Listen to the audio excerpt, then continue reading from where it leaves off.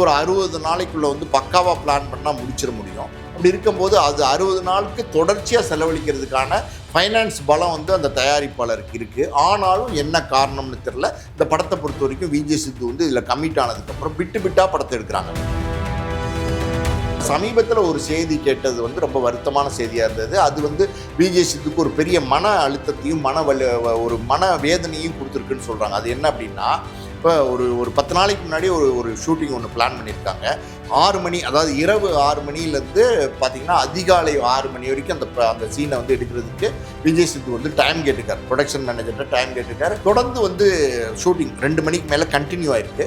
பெரிய தயாரிப்பாளருக்கு இன்னொரு call sheet extend பண்ணி கொடுக்கறதுல என்ன பிரச்சனை வந்துட போகுது, என்ன டிஃபிகல்ட்டி இருக்கும், ஒன்றுமே இருக்காது. அப்படி இருக்கும்போது ஏன் இவ்வளோ அழுத்தம் கொடுக்குறாங்க அப்படிங்கிற வேதனையில் வந்து சரி எடுத்துருவோம் அப்படின்னு சொல்லி எடுத்துகிட்டு இருந்திருக்காரு. கரெக்டாக பார்த்தீங்கன்னா 2:20க்கு இந்த ஜென்ரேட்டரை ஆஃப் பண்ணிட்டாங்க. ஒரு 4 பேர் இருந்து ஒரு லாக் பண்ணுறதும், ஒரு 400 பேர் இருந்து ஒரு யூனிட்டை மேய்க்கிறதும், ஏன் 400 பேரே விட்டுருங்களேன், ஒரு 50, 60, 70 பேர் இருக்கிற ஒரு யூனிட்டை மேய்க்கிறதும் சாதாரணமான விஷயம் கிடையாது.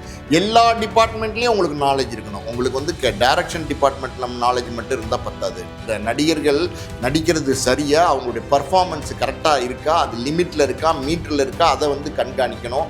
அதே மாதிரி பார்த்தீங்கன்னா கேமரா டிபார்ட்மெண்ட்லேருந்து, லென்ஸ்லேருந்து எல்லாமே நாலேஜ் வேணும். டோட்டல் யூனிட்டில் எடிட்டிங்லேருந்து, மியூசிக்லேருந்து, ஸ்டண்ட் மாஸ்டர், டான்ஸ் கோரியோகிராஃபர், எல்லா டிபார்ட்மெண்ட்லேயும் நாலேஜ் இருந்தால் தான் ஒரு இயக்குனர் வந்து பிரகாசமாக வெளியில் வர முடியும். அப்படி நாலேஜ் வந்து இந்த யூடியூப்லேருந்து வரவங்களுக்கு கிடைச்சிருமா அப்படின்னா,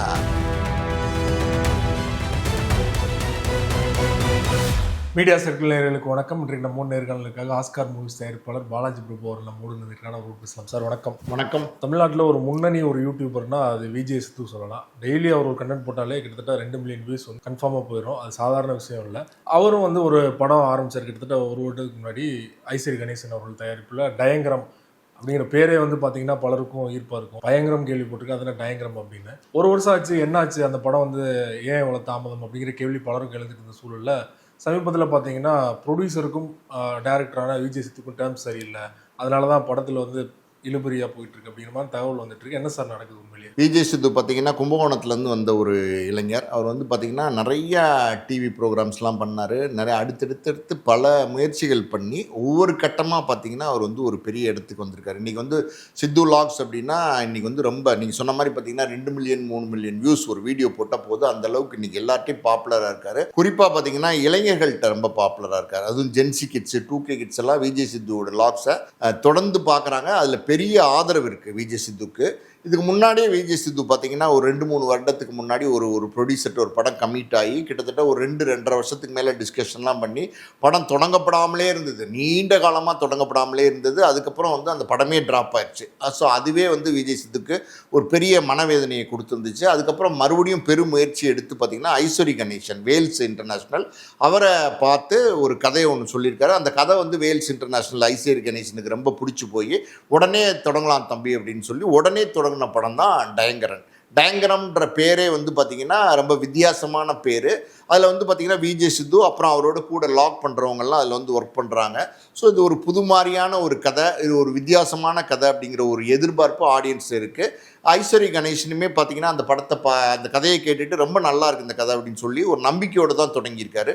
பொதுவாக பார்த்திங்கன்னா ஐஸ்வரி கணேசன் தமிழ் சினிமாவில் இன்றைக்கி நிறைய படங்கள் தயாரிக்கிறாரு. 1-2 படங்கள் கிடையாது. ஒரே நேரத்தில் 6-7 படங்கள் தயாரிப்பில் இருக்குது. அப்படி இருக்கும்போது அது ஒரு பெரிய பேனர். ஐஸ்வரி கணேசன் பேனர் வந்து ஒரு பெரிய பேனர். அவரே வந்து யார், ஐஸ்வரி கணேசன் சாரே ஒரு பேட்டியில் ஒன்று சொல்லியிருந்தார். ஒரு தடவை துபாய்க்கு போயிருந்தப்ப ஒரு மாலில் வந்து பார்த்திங்கன்னா ஒரு சின்ன பையன், ஒரு 8 வயசு பையன் வந்து பார்த்து ஐஸ்வரி கணேசனை பார்த்து, அங்கிள் எப்போ அங்கிள் டயங்கரம் வருது, எப்போ அங்கிள் டயங்கரம் வருது, சித்து அண்ணா படம் எப்போ அங்கிள் வருது அப்படின்னு கேட்டதாகவும் அது அவர் வந்து பகிர்ந்திருந்தார் சோஷியல் மீடியாவில். நிறைய பிரபலமான நடிகர்களை வச்சு நான் படம் எடுத்துக்கிட்டு இருக்கேன், பிரபலமான இயக்குநர்களை வச்சு நான் படம் எடுத்துக்கிட்டு இருக்கேன். ஆனால் யாருக்குமே இல்லாத ரெஸ்பான்ஸ் வந்து விஜய் சித்துக்கு இருக்குது, டயங்கரத்துக்கு இருக்குது அப்படின்னு அவரே சொல்லியிருந்தார்.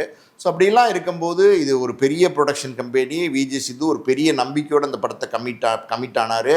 அந்த படத்தினுடைய பூஜை இருக்குது பார்த்திங்களா, அது ரொம்ப பிரம்மாண்டமாக வந்து இந்த பூஜையை போட்டாங்க. ப்ரொமோலாம் கூட ஆரம்பத்திலே விட்டுருந்தாங்க. அந்த ப்ரொமோலாம் கூட ரொம்ப டிஃப்ரெண்ட்டாக இருந்துச்சு, வித்தியாசமான ஒரு ப்ரொமோவாக இருந்துச்சு.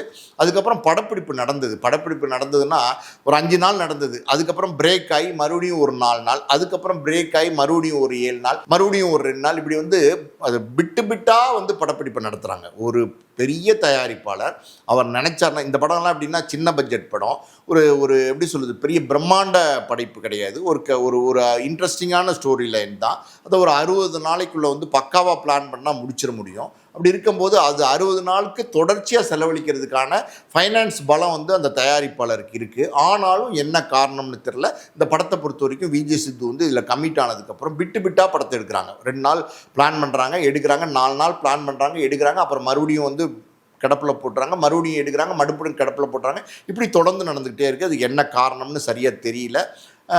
இப்போ சமீபத்தில் ஒரு செய்தி கேட்டது வந்து ரொம்ப வருத்தமான செய்தியாக இருந்தது. அது வந்து விஜய் சித்துக்கு ஒரு பெரிய மன அழுத்தத்தையும் ஒரு மன வேதனையும் கொடுத்துருக்குன்னு சொல்கிறாங்க. அது என்ன அப்படின்னா, இப்போ ஒரு 10 நாளைக்கு முன்னாடி ஒரு ஷூட்டிங் ஒன்று பிளான் பண்ணியிருக்காங்க. 6 மணி, அதாவது இரவு 6 மணிலேருந்து பார்த்தீங்கன்னா அதிகாலை 6 மணி வரைக்கும் அந்த சீனை வந்து எடுக்கிறதுக்கு விஜய் சித்து வந்து டைம் கேட்டுக்கார், ப்ரொடக்ஷன் மேனேஜர்கிட்ட டைம் கேட்டுக்கார். ஆனால் அவங்க என்ன சொல்லியிருக்காங்க, ப்ரொடக்ஷன் நிறுவனம் சார்பாக என்ன சொல்லியிருக்காங்கன்னா, இந்த சீனை வந்து நீங்கள் வந்து சாயந்தரம் 6 மணிலேருந்து நைட் 2 மணிக்குள்ளே முடிச்சிருங்க. ஏன்னா அதுதான் ஒரு கால் ஷீட்டு. 2 மணிக்கு மேலே எக்ஸ்டெண்ட் பண்ணால் அது இன்னொரு கால் ஷீட்டாக மாறிடும். அதனால் நீங்கள் 2 மணிக்குள்ளே ஒரே கால் ஷீட்டில் இந்த சீனை நீங்கள் முடிச்சிருங்க, அதுக்கேற்ற மாதிரி நீங்கள் திட்டமிட்டுக்குங்கன்னு சொல்லியிருக்காங்க. அப்போ விஜய் சித்து சொல்லியிருக்காரு, இல்லை சார், இது வந்து ஒரு ஒரு ரொம்ப எமோஷ்னலான சீனு, அது எப்படியோ மேம்போக்காக எடுத்துகிட்டு போனால் அது இன்ட்ரெஸ்டிங்காக இருக்காது, கொஞ்சம் டைம் இருந்தால் தான் அதை டீட்டெயிலாக நம்ம வந்து எடுக்க முடியும். ஏன்னா ஒரு படைப்பாளி அவருடைய படைப்பு நல்லா வரணுங்கிற எதிர்பார்ப்பு இருக்கும் இல்லையா. அவர் வந்து சொல்லியிருக்கார், டீட்டெயிலாக எடுத்தால் தான் சார் சரியாக வரும், நீங்கள் ஒன்றும் இல்லை 6லேருந்து 6 வரைக்கும் கொடுங்க சார், அதிகபட்சம் 2 கால் ஷீட்டு கொடுங்க சார், நான் முடிச்சிடறேன்னு சொல்லியிருக்காரு. அவங்க வந்து தயாரிப்பு நிறுவனம் ரொம்ப திட்டவட்டமாக பார்த்தீங்கன்னா மறுத்துருக்காங்க. முடியவே முடியாது, நீங்கள் 6லேருந்து 2க்குள்ளே முடிச்சிருங்க அப்படின்னு சொல்லி ஷூட்டிங்கை வந்து தொடங்கியிருக்காங்க.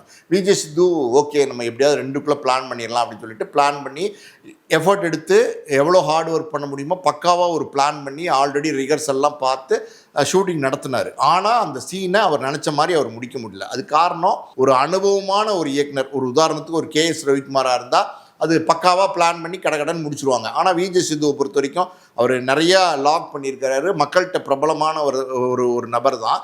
ஆனால் சினிமா அப்படின்னும் போது அந்த சினிமாவில் ஒரு பெரிய பிளானிங் தேவைப்படுது. ஒரு சில விஷயங்களை வந்து எக்ஸிக்யூட் பண்ணும்போது, அதுக்கான டீட்டெயிலிங் பண்ணும்போது அதை எப்படி எடுக்கிறது, திட்டமிடுதல் அப்படிங்கிறது கொஞ்சம் மிஸ் ஆகிருக்கலாம். அதனால் வந்து பார்த்திங்கன்னா அவரால் நினச்ச மாதிரி வந்து 2 மணிக்கு மேலே எடுக்க முடியல. தொடர்ந்து வந்து ஷூட்டிங் 2 மணிக்கு மேலே கண்டினியூ ஆகிருக்கு. அந்த தயாரிப்பு நிறுவனத்துலேருந்து அந்த ப்ரொடக்ஷன் மேனேஜர்னு நினைக்கிறேன், அவர் வந்து சொல்லியிருக்காரு, சார் 2 மணி வரைக்கும் தான் நம்ம டைம் கொடுத்துருக்கு, கிரேஸ் பீரியட் ஒரு 20 நிமிஷம் கொடுப்பாங்க, நீங்கள் 2:20க்குள்ளே நீங்கள் வந்து பேக்கப் பண்ணிடுங்க அப்படின்னு சொல்லியிருக்காங்க.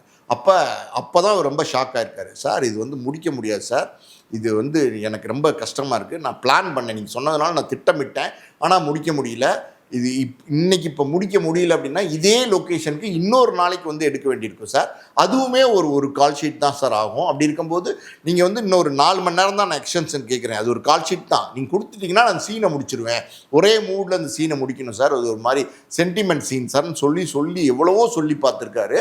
ஆனால் வந்து 20 நிமிஷம் கிரேஸ் பீரியடில் நீங்கள் முடிக்கிறீங்க சீனை அப்படின்னு சொல்லிட்டு போயிருக்காங்க.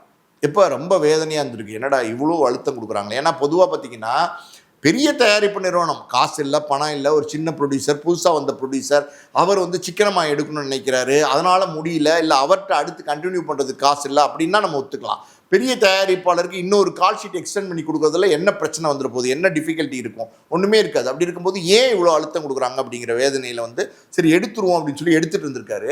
கரெக்டாக பார்த்தீங்கன்னா 2:20க்கு இந்த ஜென்ரேட்டரை ஆஃப் பண்ணிட்டாங்க. ஜென்ரேட்டர் ஆஃப் பண்ணிட்டீங்கன்னா உங்களுக்கு கேமராலேருந்து லைட்ஸ்லேருந்து எதுவுமே நீங்கள் வந்து யூஸ் பண்ண முடியாது, எல்லாமே வந்து பார்த்தீங்கன்னா அப்படியே சம்பிச்சு போய் நின்றோம். பேக்கப் சொல்லி தான் ஆகணும், வேறு வழியே இல்லை. அப்படி ஒரு கட்டத்துக்கு விஜய் சித்து வந்து தள்ளப்பட்டிருக்கார் அப்படிங்கிறது தான் உண்மை. ஏன் தள்ளப்பட்டார், என்ன காரணம்னால இவ்வளோ அழுத்தங்கள் வந்து விஜய் சித்து கொடுக்கப்படுது அப்படிங்கிறது சரியான தகவல் இல்லை.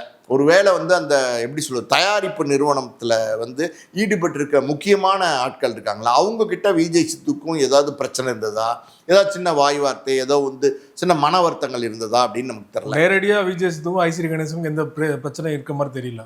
இல்லை எப்படி எடுத்துக்கிறதுனே நமக்கு தெரில. அதாவது வந்து சார் இது எப்படின்னா ஐஸ்வரி கணேசன் சாரை பொறுத்த வரைக்கும் ஒரு நல்ல மனிதர், அதில் எந்த சந்தேகம் கிடையாது. நிறைய படங்கள் பண்ணிட்டு இருக்காரு. சினிமா ஆல்ரெடி வந்து அவங்க அப்பா ஐஸ்வரி வேலன் இருக்கார் இல்லையா, அவர் காலத்துலேருந்தே சினிமா பழக்கப்பட்ட பரிச்சயப்பட்ட ஒரு நபர் தான். அதுக்கப்புறம் அவருமே ஐஸ்வரி கணேசன் சாருமே ஆரம்ப கட்டங்களில் 80களின் தொடக்கங்களில் நிறைய படங்கள்ல எல்லாம் அவருமே ஹீரோவாக நடிச்சிருக்காரு. ஸோ சினிமா அப்படிங்கிறது அவர் பூசு கிடையாது.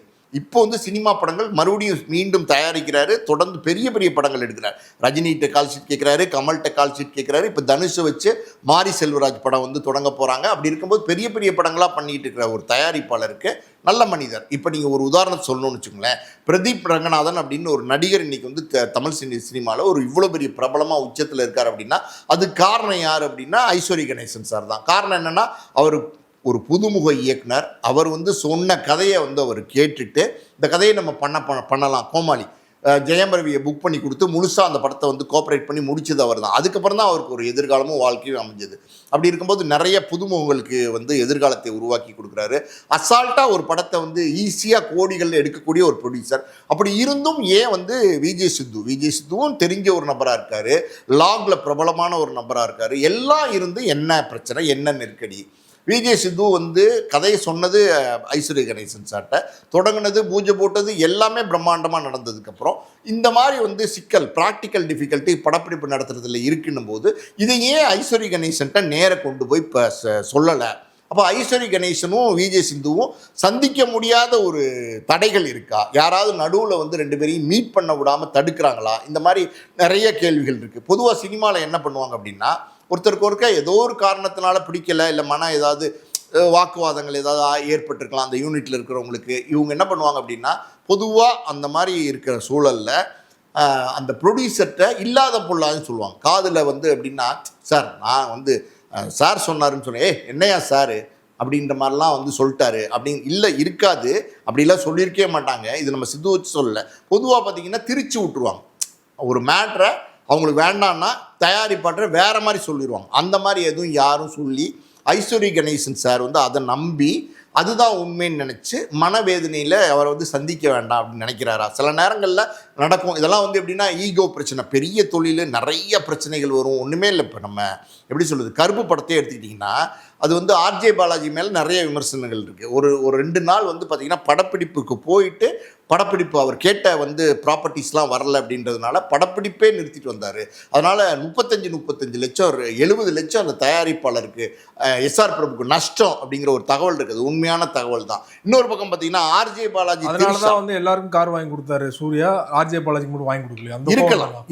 இருக்கலாம் கோவங்கள் இருக்கும்ல. யார் எஸ்ஆர் பிரபு வந்து சூர்யாவோட சொந்த சித்தி பையன், குடும்ப உறுப்பினர் அப்படின்னும் போது அவருக்கு ஏதாவது ட்ரபிள் இருந்துச்சுன்னா அதை நிச்சயமாக சூர்யா காதுக்கு சொல்லுவார். அப்படி இருக்கும்போது அதை வந்து சூர்யா ரியாக்ட் பண்ணுறதுக்கு வாய்ப்பு இருக்குது. அது ஒரு காரணமாக இருக்கலாம். அதுதான் நம்ம காரணம்னு உறுதிப்படுத்த முடியாது. இன்னொரு பக்கம் பார்த்தீங்கன்னா இந்த கருப்பு படமே பார்த்தீங்கன்னா திரிஷாக்கும் ஆர்ஜே பாலாஜிக்கும் ஏகப்பட்ட பிரச்சனை. படப்பிடிப்பு நடத்துகிற நேரத்தில் 2 பேரும் பேசிக்காமே படப்பிடிப்பு நடந்தது. இதெல்லாம் வந்து எப்படின்னா சினிமாவில் சகஜமாக நடக்கும். ஆடியோ லான்ச்சுக்கு வரலைங்கிறது ஒரு பக்கம். இதெல்லாம் சினிமாவில் வந்து சகஜமாக நடக்கும். பட் என்னென்னா நேரம் 1-to-1 பார்த்துக்கிட்டாங்கன்னா, ஒரே ஒரு ஹக் பண்ணிக்கிட்டாங்கன்னா கூட இது வந்து அப்படியே வந்து எல்லாமே முடிஞ்சு போயிடும். இதுதான் சினிமாவில் வந்து நிரந்தர பகையும் கிடையாது, நிரந்தர வந்து நண்பர்களும் கிடையாது.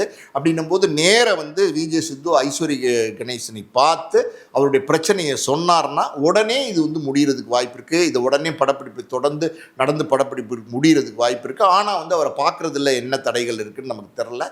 ஸோ இதுதான் இன்றைக்கி இருக்கிற சூழல். விஜய் சித்து வந்து ரொம்ப மன உளைச்சலில் இருக்கார் அப்படின்னு சொல்கிறாங்க. யூடியூப்பை பொறுத்த வரைக்கும் இவங்க தான் சூப்பர் ஸ்டார்ஸ்னு கூட சொல்லலாம். இவங்கள மாதிரியே வந்து கோபி சுதாகர், பரிதாபங்கள் அவங்களுமே பார்த்தீங்கன்னா ஒரு படம் எடுக்க முயற்சி பண்ணி தோல்வியில் முடிஞ்சது. படம் இது வரைக்கும் ரிலீஸ் பண்ணல. குறிப்பாக படம் எடுத்தாங்களே அப்படிங்கிற நிறைய பேர் சந்தேகம் இருக்குது. ஏன்னா க்ரௌட் ஃபண்டிங் மூலமாக கோடிக்கணக்கில் வந்து அவங்க இது பண்ணிட்டாங்க, ஏமாற்றிட்டாங்க அப்படிங்கிற மாதிரி விமர்சனம் இருக்குது. ஸோ யூடியூப்பில் வந்து ஒரு இது கான்செப்ட் உருவாக்கி அதை வந்து ரிலீஸ் பண்ணுறது வேறு, ஆனால் ஒரு ரியல் லைஃப்பில் ஒரு படம் எடுத்து அதை ரிலீஸ் பண்ணுறது வேறு இல்லையா? ஸோ அதனால கூட இந்த சிக்கல்கள் ஏற்பட்டுருக்கலாமா, ஒரு அனுபவமின்மை அப்படிங்கிறது? இல்லை, அனுபவமின்மை அப்படின்னு நம்ம வந்து உறுதிப்பட சொல்ல முடியாது. ஆனால் வந்து ஒரு காரணமாக இருக்கலாமா? இருக்கலாம். அது ஒரு காரணமாக இருக்கலாம். அதாவது வந்து உறுதிப்பட சொல்ல முடியாது. பட் இருந்தாலும் சில விஷயங்கள் என்ன அப்படின்னா, இன்றைக்கி வந்து பார்த்திங்கன்னா சோஷியல் மீடியா வந்ததுக்கப்புறம் யூடியூப் இன்ஃப்ளூயன்சஸ், யூடியூப் பிரபலங்கள், இந்த மாதிரி சித்து மாதிரி லாக் போடுறவங்க, சுதாகர் கோபி மாதிரி பல பேர் வந்து இன்றைக்கி பிரபலமாக இருக்கிறதுனால அந்த பிரபலத்தை வைத்து சினிமாவுக்கு வர்றதுக்கு முயற்சி பண்ணுறாங்க. எல்லாருக்குமே என்னென்னா அல்டிமேட் கோல் அப்படிங்கிறது அந்த வெள்ளித்திரை தான், பெரிய திரை தான். அப்படின்னும் போது பெரிய திரையில் வரணுங்கிறது தான் எல்லாருடைய ஒரு ஆவலாக இருக்கும். அப்படின்னும் போது விஜய் சித்துவும் அப்படி ட்ரை பண்ணியிருக்காரு. இன்னும் நிறைய சூழலில் பார்த்திங்கன்னா இன்றைக்கி வந்து நிறைய எதிர்ப்புகள் இருக்குது. சோஷியல் மீடியாவிலேருந்து, யூடியூப்லேருந்து, இந்த இன்ஃப்ளூயன்ஸ்லாம் சினிமாவில் வராங்க இல்லையா, அவங்களுக்குலாம் நிறையா சினிமாவில் ஆல்ரெடி இருக்கிறவங்க அவங்க வந்து சில எதிர்ப்புகளை வந்து மறைமுகமாக காட்டிகிட்டு இருக்காங்க. அது என்ன அப்படின்னா, நாங்கள்லாம் நீண்ட நாளாக பார்த்திங்கன்னா நாடகங்கள் அது இதுன்னு பயிற்சி எடுத்துக்கிட்டு கஷ்டப்பட்டு சினிமாவில் வந்து வாய்ப்பு கேட்டுக்கிட்டு முயற்சி பண்ணிக்கிட்டு இருக்கோம். ஆனால் எங்களுக்கெல்லாம் பார்த்திங்கன்னா அந்த உரிய வாய்ப்புகள் வந்து கிடைக்காம இருக்குது. ஆனால் இந்த யூடியூப்பில் பேசி சிரித்து கோமாளித்தனமாக நம்ம இவர் வாட்டர் மில்லன் ஸ்டார்லாம் பண்ணுறாருல, அந்த மாதிரி இருக்கிறவங்களுக்கு ஈஸியாக வந்து பார்த்திங்கன்னா சினிமா துறையில் வந்து வாய்ப்பு கிடைச்சி போயிடுது. அதனால் எங்களுக்குரிய வாய்ப்பு கிடைக்கல அப்படிங்கிறதுனால மறைமுகமாக சில தாக்குதல்கள் வந்து இருந்துக்கிட்டு தான் இருக்குது. யார் பேரையும் நம்ம குறிப்பிடாட்ட கூட இது தொடர்ந்து நடந்துக்கிட்டு தான் இருக்குது. ஒரு தடவை வடிவுக்கரசி கூட சொல்லியிருந்தாங்க, நிறைய யூடியூபர்ஸ்லாம் கூப்பிட்றாங்க, நாங்கள்லாம் பல வருஷங்களாக கஷ்டப்பட்டு சினிமாவில் இருந்துகிட்டு இருக்கோம், ஆனால் எங்களுக்கெல்லாம் இல்லாத வாய்ப்பு இன்றைக்கி வாய்ப்பு இல்லாமல் போயிடுதுங்கிற மாதிரி பதிவிட்டு இருந்தாங்க. இது மாதிரி தொடர்ந்து வந்து கருத்துக்களை வந்து பதிவிட்டு இருக்காங்க. கலையரசன், அப்புறம் வந்து பார்த்திங்கன்னா இன்னொருத்தர் கூட பார்த்திங்கன்னா இப்போ சமீபத்தில் அப்படி ஒரு பதிவை போட்டிருக்கார். ஸோ இது மாதிரி ஒரு எண்ணங்கள் வந்து இன்றைக்கி இருக்கிற திரை பிரபலங்கள்கிட்ட இருக்குது. அது அவங்கக்கிட்ட அவங்களுக்கு வர வேண்டிய வாய்ப்புகள் ஈஸியாக யூடியூபர்ஸ் தட்டிட்டு போயிடுறாங்க அப்படிங்கிற காரணம். நீங்கள் சொன்ன மாதிரி பார்த்திங்கன்னா சினிமா வேறு, யூடியூப் வேறு, லாக் வேறு, எல்லாமே வேறு. இதெல்லாம் எப்படின்னா சினிமாவில் அது சினிமா மேக்கிங்கிறது தனி. அதில் நிறையா பர்ஃபெக்ஷன் வேணும், நிறையா டிசிப்ளின் வேணும், டைமிங்கில் வந்து ஷூட்டிங் முடிக்கணும், பல விஷயங்கள் இருக்குது. சின்ன டீம் ஈஸியாக மேனேஜ் பண்ணிடலாம். யூடியூப் ஒரு 10 பேர், ஒரு 4 பேர் இருந்து ஒரு லாக் பண்ணுறதும், ஒரு 400 பேர் இருந்து ஒரு யூனிட்டை மேய்க்கிறதும், ஏன் 400 பேரே விட்டுருங்களேன், ஒரு 50, 60, 70 பேர் இருக்கிற ஒரு யூனிட்டை மேய்க்கிறதும் சாதாரணமான விஷயம் கிடையாது.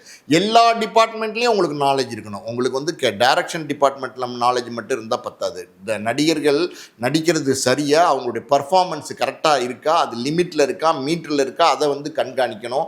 அதே மாதிரி பார்த்திங்கன்னா கேமரா டிபார்ட்மெண்ட்லேருந்து, லென்ஸ்லேருந்து எல்லாமே நாலேஜ் வேணும். டோட்டல் யூனிட்டில் எடிட்டிங்லேருந்து, மியூசிக்லேருந்து, ஸ்டண்ட் மாஸ்டர், டான்ஸ் கோரியோகிராஃபர், எல்லா டிபார்ட்மெண்ட்லேயும் நாலேஜ் இருந்தால் தான் ஒரு இயக்குனர் வந்து பிரகாசமாக வெளியில் வர முடியும். அப்படி நாலேஜ் வந்து இந்த யூடியூப்லேருந்து வரவங்களுக்கு கிடைச்சிருமா அப்படின்னா அது கிடைக்கிறது கொஞ்சம் கஷ்டம்தான். கோபி சுதாகர் அவங்க வந்து பார்த்திங்கன்னா க்ரௌட் ஃபண்டிங்கில் வந்து ஒரு படம் தயார் பண்ண முயற்சி பண்ணாங்க. அது வந்து பார்த்திங்கன்னா ரொம்ப டிபேட்டில் போய் முடிஞ்சது, நிறைய விமர்சனங்கள் வந்தது, அந்த படமே ட்ராப் ஆச்சு. அதுக்கப்புறம் ஒரு படம் வந்து தொடங்கினாங்க, அது என்னாச்சுன்னே தெரில. அப்புறம் இந்த எருமசாணி விஜய்னு ஒருத்தர், அவர் வந்து டி பிளாக்னு ஒரு படம் அருள்நிதியை வச்சு தயாரித்தார். படம் வந்தது, பெருசாக பேசப்படாமல் போயிடுச்சு. இப்படி வந்து நிறையா முயற்சிகள் இருக்குது. அந்த முயற்சிகளில் சில 1, 2 பலிக்கும். பட் இப்போ விஜய் சித்துவை பொறுத்த வரைக்கும் பார்த்திங்கன்னா அனுபவம் இருக்கா அப்படிங்கிறதை விட இன்றைக்கி இருக்கிற இளைஞர்கள்லாம் அனுபவத்தையும் கொண்டு வந்துடுறாங்க. இப்போ நீங்கள் ஒன்றுமே இல்லை, லோகேஷ் கனகராஜெலாம் எடுத்துக்கிட்டிங்கன்னா அவரெல்லாம் யார்கிட்டையுமே எந்த படமே ஒர்க் பண்ணல, ஆனால் வந்து பார்த்திங்கன்னா சக்ஸஸ்ஃபுல்லாக பெரிய பெரிய பிரம்மாண்ட நடிகர்களை வச்சு பிரம்மாண்ட படங்களை எடுத்துக்கிட்டு இருக்காரு. அப்படின்னும் போது இதெல்லாம் இன்றைக்கி லேர்ன் பண்ணிக்கிறாங்க. இன்றைக்கி வந்து நீங்கள் யூடியூப்பில் மட்டும் இல்லை, புக்ஸு நிறைய விஷயங்களை லேர்ன் பண்ணாங்க. என்னதான் இருந்தாலும் ப்ராக்டிக்கல் எக்ஸ்பீரியன்ஸ்னு ஒன்று இருக்குது பார்த்திங்களா, அது ஒரு இயக்குனர்கிட்ட ஒரு 4 படம் ஒர்க் பண்ணுறது. ஒரு அட்லி இருக்காரு, இன்றைக்கி இவ்வளோ சக்ஸஸ்ஃபுல்லாக இருக்கார்.